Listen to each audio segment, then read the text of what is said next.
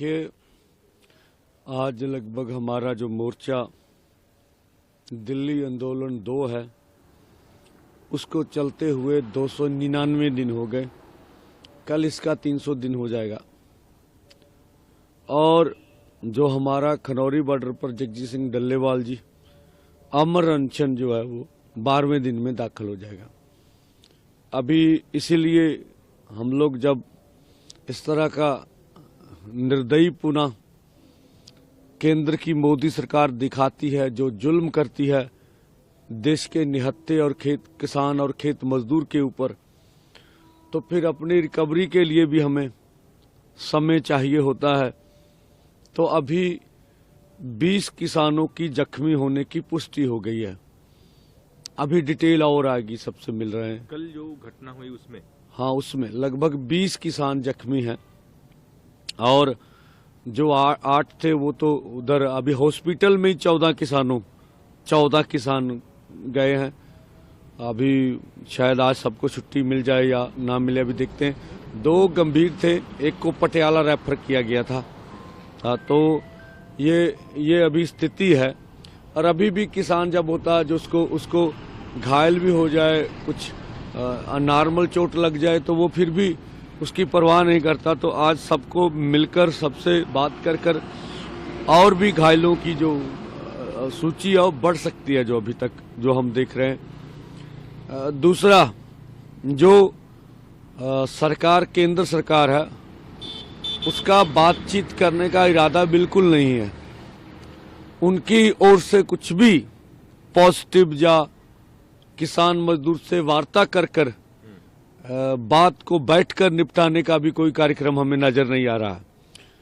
मोदी सरकार जो भी हमारे पॉलिटिशियंस हैं, चाहे जहां एनडीए की सरकारें हैं, इंडिया गठजोड़ की सरकारें हैं, उनका मानना होता है भी अगर हम इलेक्शन जीत गए तो यही सबसे अच्छा मापदंड है, भी हमारी नीतियों के साथ लोग चल रहे हैं, ऐसा वो कहते हैं।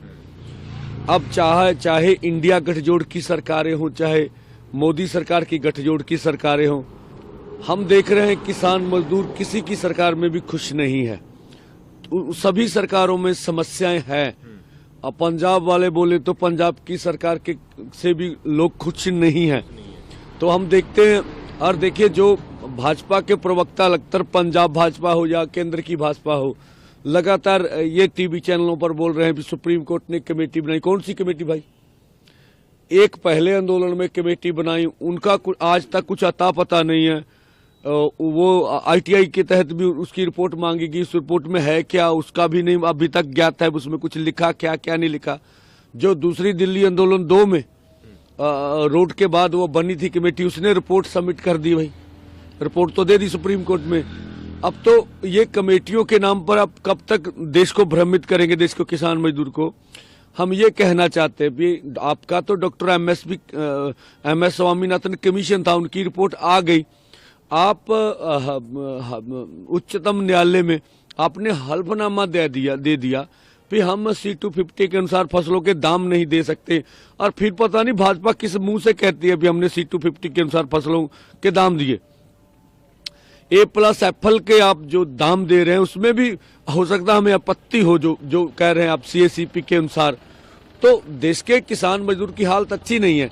जो अभी 2014 में जो शांता कुमार कमेटी की रिपोर्ट थी, उसमें जो आपने ये माना था कि 6% किसानों की जो फसल है वो MSP के ऊपर बिकती है, बाकी 96% तो किसान वैसे बाजार में लुटे जाते हैं। अब तो ऐसा हो गया भी पंजाब हरियाणा में MSP कहते हम देते, MSP से नीचे फसलें बिक रही हैं, जो धान और गेहूं की समस्या भी आ गई है। तो यही सबसे बड़ी बात है जो हम पैदा करते हैं। पूरे देश दुनिया के लोगों को बोलना चाहते हैं भी हमारी समस्या क्या। हम चाहते हैं भी जो हम पैदा कर रहे हैं उसका हमें उचित मूल्य मिले। उचित मूल्य तो दूर की बात है, हम कहते हैं कम से कम मूल्य हमें मिले। अब जो भी देश कारपोरेट, जो भी कारखाने, सबको अपना मूल्य तय करने का हक है। उसको जो उसकी लागत खर्च आती है उससे अधिक मूल्य मिलता। लेकिन ये किसान खेत मजदूर है, खेत मजदूर को रोजगार नहीं मिलता, किसान को उपज का दाम नहीं मिलता।